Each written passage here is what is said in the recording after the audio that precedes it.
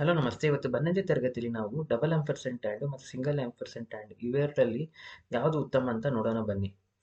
So ಈಗ double ampersand and ನಾವು ಅದನ್ನು ಶಾರ್ಟ್ ಸರ್ಕ್ಯೂಟ್ ಆಪರೇಟರ್ ಅಂತ ಕರಿತೀವಿ. ಸೊ ಅದ್ರದ್ದು ಯೂಸೇಜ್ ಪ್ಯಾಟರ್ನ್ ಹೇಗೆ ಅಂದರೆ ಎಕ್ಸ್ಪ್ರೆಷನ್ 1 ಮತ್ತು ಎಕ್ಸ್ಪ್ರೆಷನ್ 2 ಇರುತ್ತೆ. ಸೊ ಎಕ್ಸ್ಪ್ರೆಷನ್ 1 ಏನಾದರೂ ಫಾಲ್ಸ್ ಬಂದರೆ ಎಕ್ಸ್ಪ್ರೆಷನ್ 2 ಎಕ್ಸಿಕ್ಯೂಟೇ ಆಗಲ್ಲ. ಸೊ ಈ ರೀತಿಯಾಗಿ ಇದು ವರ್ಕ್ ಆಗುತ್ತೆ. ಸೊ ಸಿಂಗಲ್ ಆಂಪರ್ಸೆಂಟ್ ಆ್ಯಂಡ್ ಹೇಗೆ ವರ್ಕ್ ಆಗುತ್ತೆ ಅಂದರೆ ಸೊ ಎಕ್ಸ್ಪ್ರೆಷನ್ 1 ಮತ್ತು ಎಕ್ಸ್ಪ್ರೆಷನ್ 2 ಇದ್ದು ಎಕ್ಸ್ಪ್ರೆಷನ್ 1 ಟ್ರೂ ಮತ್ತು ಫಾಲ್ಸ್ ಏನೇ ಬಂದರೂ ಔಟ್ಪುಟ್ಟು ಎಕ್ಸ್ಪ್ರೆಷನ್ 2 ಎಕ್ಸಿಕ್ಯೂಟ್ ಆಗೇ ಆಗುತ್ತೆ. ಸೊ ಈಗ short circuit operator double ampersand ಆ್ಯಂಡ್ದು ಅಡ್ವಾಂಟೇಜ್ ನೋಡೋಣ ಬನ್ನಿ. ಅದೇ ಸಿಂಗಲ್ ಆಂಪರ್ಸೆಂಟ್ ಆ್ಯಂಡಿಗೆ ಕಂಪೇರ್ ಮಾಡಿದಾಗ ಸೊ ಎರಡು ಅಡ್ವಾಂಟೇಜಸ್ ಇದೆ. ಸೊ ಮೊದಲನೇ ಅಡ್ವಾಂಟೇಜು ಪರ್ಫಾರ್ಮೆನ್ಸ್ ಆಪ್ಟಿಮೈಸೇಷನ್ ನಾವು ಅಚೀವ್ ಮಾಡ್ಬೋದು. ಸೊ ಏನಾದರೂ ಹೆವಿ ಮೆಥಡ್ ಕಾಲ್ಸು ಇದ್ದರೆ ಸೊ ಅದನ್ನು ನಾವು ಅವಾಯ್ಡ್ ಮಾಡ್ಬೋದು.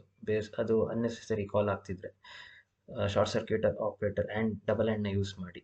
ಮತ್ತು ಇನ್ನೊಂದು second advantage unnecessary exception based on some data conditions ಬರ್ತಿದ್ರೆ ಸೊ ಅದನ್ನು ನಾವು ಅವಾಯ್ಡ್ ಮಾಡ್ಬೋದು, ತಡಿಬೋದು double ampersand and short circuit ಆಪ್ರೇಟರ್ನ ಯೂಸ್ ಮಾಡಿ. ಸೊ ಈ ಎರಡು ಅಡ್ವಾಂಟೇಜ್ಗೆ ನಾವು ಇವತ್ತು ಕೋಡಿಂಗ್ ಎತ್ತಿಗೆ ನೋಡೋಣ ಬನ್ನಿ. ಸೊ ಮೊದಲನೇ ಕೋಡಿಂಗ್ ಎತ್ತಿಗೆಯಲ್ಲಿ ಸೊ ಯೂಸರ್ ನೇಮ್ ಅಂತ ಒಂದು ಇನ್ಪುಟ್ ನಮಗೆ ಬರುತ್ತೆ. ಸೊ ಅದ್ರ ಮೇಲೆ ಎರಡು ಕಂಡೀಷನ್ ಚೆಕ್ ಮಾಡ್ತಾ ಇದ್ದೀವಿ. ಮೊದಲನೇದು ಯೂಸರ್ ನೇಮು ನಾಟ್ನಲ್ಲಿ ಚೆಕ್ ಮಾಡ್ತೀವಿ. ಅದಾದಮೇಲೆ user name length greater than 0 ಇದ್ದರೆ ಸೊ ಇದೆರಡು ಕಂಡೀಷನ್ನು ಪಾಸ್ ಆದರೆ ವ್ಯಾಲಿಡ್ ಯೂಸರ್ ನೇಮ್ ಅಂತ ಪ್ರಿಂಟ್ ಮಾಡ್ತೀವಿ. ಎಲ್ಸ್ ಯೂಸರ್ ನೇಮ್ ಇಸ್ ನಲ್ ಆರ್ ಎಂಪ್ಟಿ ಅಂತ ಪ್ರಿಂಟ್ ಮಾಡ್ತೀವಿ. ಸೊ ಇದೆರಡು ಕಂಡೀಷನ್ನು ನಾಟ್ ನಲ್ ಚೆಕ್ ಮತ್ತು ಲೆಂತ್ ಚೆಕ್ನ ಸಿಂಗಲ್ ಆಂಪರ್ಸೆಂಟ್ ಆಪರೇಟರ್ನ ಯೂಸ್ ಮಾಡಿ ಕಂಬೈನ್ ಮಾಡ್ತಿದ್ದೀವಿ. ಸೊ ಇದನ್ನು ನಾವೀಗ ಎಕ್ಸಿಕ್ಯೂಟ್ ಮಾಡಿದ್ರೆ ಸೊ ನಮಗೆ ನಲ್ ಪಾಯಿಂಟರ್ ಎಕ್ಸೆಪ್ಷನ್ ಬರ್ತಿದೆ. ಸೊ ಇದು ಏನಕ್ಕಂತ ನೋಡಿದ್ರೆ so user name not equal to null, so ಇದು ಫಾಲ್ಸ್ ಬರುತ್ತೆ. ಯೂಸರ್ ನೇಮ್ ಜಾಗದಲ್ಲಿ ನಲ್ ಇದೆ. ಸೊ ನಲ್ ನಾಟ್ ಈಕ್ವಲ್ ಟು ನಲ್ ಅಂತ ಬಂದಾಗ ಸೊ ಇದು ಫಾಲ್ಸ್ ಬರುತ್ತೆ. ಬಟ್ ಸಿಂಗಲ್ ಆಂಪರ್ಸೆಂಟ್ ಇರೋದ್ರಿಂದ ಸೆಕೆಂಡ್ ಎಕ್ಸ್ಪ್ರೆಷನ್ ಎಕ್ಸಿಕ್ಯೂಟ್ ಆಗುತ್ತೆ. ಸೊ ಯೂಸರ್ ನೇಮ್ ಜಾಗದಲ್ಲಿ ನಲ್ ಇದ್ದು ರೀಪ್ಲೇಸ್ ಆಗುತ್ತೆ null dot length. So null object ಮೇಲೆ ಏನೇ ಮೆಥಡ್ ಎಕ್ಸಿಕ್ಯೂಟ್ ಆದರೆ ಜಾವಾ ಪ್ರೋಗ್ರಾಮಿಂಗಲ್ಲಿ ಅದು ನಲ್ ಪಾಯಿಂಟರ್ ಎಕ್ಸೆಪ್ಷನ್ ಥ್ರೋ ಮಾಡುತ್ತೆ.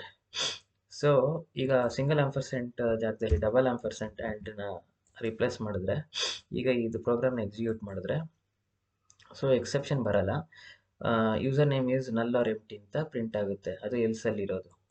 ಸೊ ಎಕ್ಸೆಪ್ಷನ್ ಹೇಗೆ ತಡೀತು ಅಂದರೆ ಇದು user name not equal to null ಅದು ಫಾಲ್ಸ್ ಆದಾಗ double ampersand and second expression ಎಕ್ಸಿಕ್ಯೂಟೇ ಮಾಡಲ್ಲ. ಸೊ ಈ ರೀತಿಯಾಗಿ ಎಕ್ಸೆಪ್ಷನ್ ಅವಾಯ್ಡ್ ಆಗಿ ಸೊ ಇಫ್ ಕಂಡೀಷನ್ನು ಫಾಲ್ಸ್ ಬರುತ್ತೆ, ಫೇಲ್ ಆಗುತ್ತೆ ಇಫ್ ಕಂಡೀಷನು.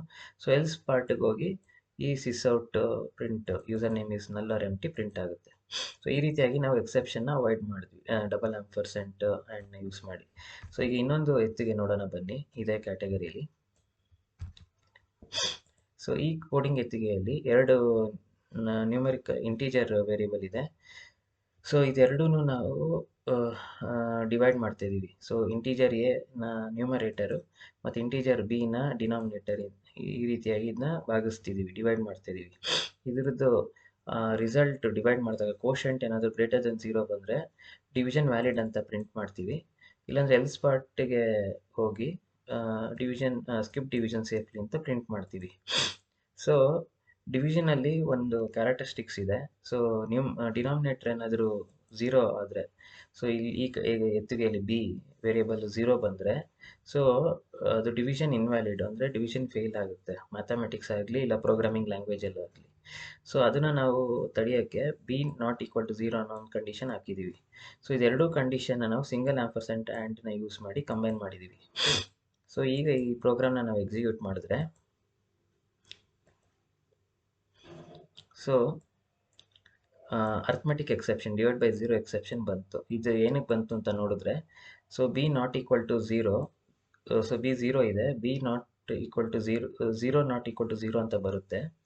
ಸೊ ಈ ಕಂಡೀಷನ್ ಫಾಲ್ಸ್ ಆಗುತ್ತೆ. ಸಿಂಗಲ್ ಆ್ಯಂಡ್ ಇರೋದ್ರಿಂದ ಈ ಎಕ್ಸ್ಪ್ರೆಷನ್ ಎಕ್ಸಿಕ್ಯೂಟ್ ಆಗುತ್ತೆ. ಸೊ ಇಲ್ಲಿ ಬಿ ಜಾಗದಲ್ಲಿ 0 ಡಿವೈಡ್ ಬೈ 0 ಆದಾಗ ಅರ್ಥಮೆಟಿಕ್ ಎಕ್ಸೆಪ್ಷನ್ ಬರುತ್ತೆ. ಸೊ ಇದು ಸಿಂಗಲ್ ಆ್ಯಂಡ್ ಬದಲು ಈಗ ಡಬಲ್ ಆ್ಯಂಡ್ ಯೂಸ್ ಮಾಡಿದ್ರೆ ಸೊ ನಮಗೆ ಎಕ್ಸೆಪ್ಷನ್ ಏನು ಬರಲಿಲ್ಲ. ಈಗ ಸ್ಕಿಪ್ ಡಿವಿಷನ್ ಸೇಫ್ಲಿ ಅಂತ ಪ್ರಿಂಟ್ ಆಗುತ್ತೆ ಎಲ್ಸ್ ಪಾರ್ಟ್. ಸೊ ಇದು ಹೇಗೆ ಎಕ್ಸೆಪ್ಷನ್ ತಡೆದ್ವಿ ಅಂದರೆ, so B not equal to zero, so zero not equal to zero ಅನ್ನೋದು ಎಕ್ಸ್ಪ್ರೆಷನ್ನು ಫಾಲ್ಸ್ ಬರುತ್ತೆ. ಸೊ ಡಬಲ್ ಆಂಪರ್ಸೆಂಟ್ ಆ್ಯಂಡು ಈ ಸೆಕೆಂಡ್ ಎಕ್ಸ್ಪ್ರೆಷನ್ನ ಎಕ್ಸಿಕ್ಯೂಟೇ ಮಾಡಲ್ಲ. ಸೊ ಇಫ್ ಕಂಡೀಷನ್ ಫಾಲ್ಸ್ ಆಗಿ ಫೇಲ್ ಆಗಿ ಸೊ ಎಲ್ಸ್ ಪಾರ್ಟ್ಗೆ ಹೋಗಿ ಸಿಸ್ ಔಟ್ ಪ್ರಿಂಟ್ ಆಗುತ್ತೆ ಈ ಸ್ಕಿಪ್ ಡಿವಿಷನ್ ಸೇಫ್ಲಿ. ಈ ರೀತಿಯಾಗಿ ನಾವು double ampersand and short circuit ಆಪರೇಟರ್ನ ಯೂಸ್ ಮಾಡಿ ಎಕ್ಸೆಪ್ಷನ್ನ ತಡಿಬೋದು based on some data condition. ಈಗ ಸೆಕೆಂಡ್ ಅಡ್ವಾಂಟೇಜ್ ನೋಡೋಣ ಬನ್ನಿ. ಸೊ ಸೆಕೆಂಡ್ ಅಡ್ವಾಂಟೇಜ್ ಏನು ಹೇಳಿದ್ವಿ ಅಂದರೆ ಪರ್ಫಾರ್ಮೆನ್ಸ್ ಆಪ್ಟಿಮೈಸೇಷನ್ ಅಚೀವ್ ಮಾಡ್ಬೋದು ಅಂತ. ಅದಕ್ಕೆ ಇದೊಂದು ಎತ್ತಿಗೆ ನೋಡೋಣ ಬನ್ನಿ. ಸೊ ನಮಗೆ ಯೂಸರ್ಸು ಏನಾದರೂ ಅವ್ರು ಸ್ಟಾಕ್ ಪರ್ಚೇಸ್ ಮಾಡಿದ್ರೆ ಪರ್ಚೇಸ್ ಮಾಡಬೇಕಾಗಿರೋ ಯೂನಿಟ್ಸು ಸ್ಟಾಕ್ ಅಂತ ಇನ್ಪುಟಾಗಿ ಬರುತ್ತೆ ನಮಗೆ. ಸೊ ಈ ಸ್ಟಾಕ್ಸ್ ಮೇಲೆ ನಾವು ಡಿಸ್ಕೌಂಟ್ ಎಲಿಜಿಬಲ್ ಇದೆಯಾ ಇಲ್ವಾ ಅಂತ ಚೆಕ್ ಮಾಡೋಕ್ಕೆ ಒಂದು ಡಿಸ್ಕೌಂಟ್ ಸರ್ವಿಸ್ ಇದೆ.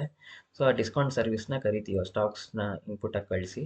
ಸೊ ಆ ಡಿಸ್ಕೌಂಟ್ ಸರ್ವಿಸ್ಸು ಆಲ್ಮೋಸ್ಟು 3 ಸೆಕೆಂಡ್ಸ್ ತಗೊಳುತ್ತೆ ಚೆಕ್ ಮಾಡೋಕ್ಕೆ ಎಲಿಜಿಬಲ್ ಇದೆಯೋ ಇಲ್ವಾ ಅಂತ. ಸೊ ಅದು ಫೈನಲ್ ಔಟ್ಪುಟ್ಟು ಬೂಲಿಯನ್ ಬರುತ್ತೆ, ಟ್ರೂ ಆರ್ ಫಾಲ್ಸ್. ಟ್ರೂ ಬಂದರೆ ಎಲಿಜಿಬಲ್ ಅಂತ ಡಿಸ್ಕೌಂಟು, ಫಾಲ್ಸ್ ಬಂದರೆ ಡಿಸ್ಕೌಂಟ್ ಎಲಿಜಿಬಲ್ ಇಲ್ಲ ಅಂತ. ಮತ್ತು ಇನ್ನೊಂದು ಏನಂದರೆ ಸ್ಟಾಕ್ ಇನ್ಪುಟ್ ಏನಾದರೂ ಝೀರೋ ಇದ್ದರೆ ಸೊ ಅದು ಡಿಸ್ಕೌಂಟಿಗೆ ನಾವು ಚೆಕ್ ಮಾಡಬೇಕಾಗಿಲ್ಲ. ಯಾಕಂದರೆ ಏನಾದರೂ ಒಂದು ಪರ್ಚೇಸ್ ಮಾಡಿದ್ರೆ ಮಾತ್ರ ನಾವು ಡಿಸ್ಕೌಂಟ್ ಮಾಡಲೇಬೇಕು, ಅಪ್ಲೈ ಮಾಡ್ಬೋದು, ಇಲ್ಲಾಂದ್ರೆ ಅಪ್ಲೈ ಮಾಡೋಕ್ಕಾಗಲ್ಲ. ಸೊ ಅದಕ್ಕೋಸ್ಕರ ಸ್ಟಾಕ್ ಗ್ರೇಟರ್ ದೆನ್ ಝೀರೋ ಅನ್ನೋ ಒಂದು ಕಂಡೀಷನು ಹಾಕಿದ್ದೀವಿ. ಸೊ ಇದೆರಡು ಡಿಸ್ಕೌಂಟ್ ಸರ್ವಿಸು ಎಲಿಜಿಬಿಲಿಟಿ ಮೆಥಡ್ ಕಾಲು ಮತ್ತು ಸ್ಟಾಕ್ ಗ್ರೇಟರ್ ದೆನ್ ಝೀರೋ ಇದೆರಡು ಎಕ್ಸ್ಪ್ರೆಷನ್ನ ಸಿಂಗಲ್ ಆಂಪರ್ಸೆಂಟ್ ಆ್ಯಂಡ್ನ ಯೂಸ್ ಮಾಡಿ ಕಂಬೈನ್ ಮಾಡಿದ್ದೀವಿ. ಮತ್ತು ಇದೆಲ್ಲ ಇಷ್ಟು ಪ್ರೊಸೆಸಿಂಗ್ನ ನಾವು ಸ್ಟಾರ್ಟು ಮತ್ತು ಎಂಡ್ ಟೈಮ್ನ ಯೂಸ್ ಮಾಡಿ ಟೋಟಲ್ ಟೈಮ್ ಟೇಕನ್ನು ನಾವು ಅದನ್ನು ಪ್ರಿಂಟ್ ಮಾಡ್ತಾಯಿದ್ದೀವಿ. ಸೊ ಈಗ ಇದನ್ನು ನಾವು ಪ್ರೋಗ್ರಾಮ್ನ ಎಕ್ಸಿಕ್ಯೂಟ್ ಮಾಡಿದ್ರೆ 1000 ಸ್ಟಾಕ್ಸ್ ಇನ್ಪುಟ್ ಬರುತ್ತೆ ಇವಾಗ ಈ ಎಕ್ಸಾಂಪಲಲ್ಲಿ. ಸೊ 1000 ಸ್ಟಾಕ್ಸಿಗೆ ಡಿಸ್ಕೌಂಟ್ ಅಪ್ಲೈಡ್ ಅಂತ ಪ್ರಿಂಟ್ ಆಗುತ್ತೆ ಡಿಸ್ಕೌಂಟ್ ಸರ್ವಿಸಲ್ಲಿ. ಮತ್ತು ಆರ್ಡರ್ ಪ್ರೊಸೆಸ್ ವಿತ್ ಡಿಸ್ಕೌಂಟ್ ಅಂತ ಇಫ್ ಕಂಡೀಷನ್ ಪಾಸ್ ಆಗುತ್ತೆ, ಡಿಸ್ಕೌಂಟ್ ಸರ್ವಿಸ್ ಟ್ರೂ ಬರುತ್ತೆ. ಸೊ ಇಫ್ ಕಂಡೀಷನ್ನಲ್ಲಿರೋ ಸಿಸ್ಔಟ್ ಎಕ್ಸಿಕ್ಯೂಟ್ ಆಗುತ್ತೆ ಆರ್ಡರ್ ಪ್ರೊಸೆಸ್ ವಿತ್ ಡಿಸ್ಕೌಂಟ್ ಅಂತ. ಮತ್ತು ಟೋಟಲ್ ಟೈಮ್ ಟೇಕನ್ನು 3 ಸೆಕೆಂಡ್ ತಗೊಳುತ್ತೆ. ಸೊ 3 ಸೆಕೆಂಡ್ಸು ತೊಗೊಂಡು ಅದು ಪ್ರಿಂಟ್ ಮಾಡುತ್ತೆ. ಸೊ ಈಗ 1000 ಸ್ಟಾಕ್ಸ್ ಬದಲು 0 ಸ್ಟಾಕ್ಸು, ಏನು ಸ್ಟಾಕ್ಸೇ ಯೂಸರ್ ತೊಗೊಳ್ಳಿಲ್ಲ, ಅದು ನಮಗೆ ಪ್ರಾಸೆಸಿಂಗ್ಗೋಸ್ಕರ ಬಂದಿಲ್ಲಿ.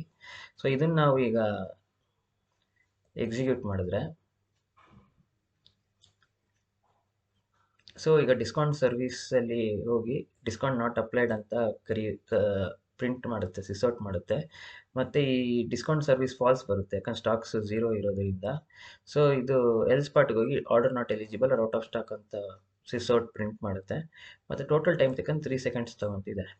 ಸೊ ಕನ್ಸರ್ನಿಂಗ್ ಪಾರ್ಟ್ ಏನಂದರೆ ಡಿಸ್ಕೌಂಟ್ ಸರ್ವಿಸು ಕಾಲ್ ಆಗ್ತಿದೆ, ಸೊ ಸ್ಟಾಕ್ ಝೀರೋ ಇದ್ರೂ. ಸೊ ಅದರಿಂದ ಇದು 3 ಸೆಕೆಂಡ್ ತೊಗೊತಿದೆ.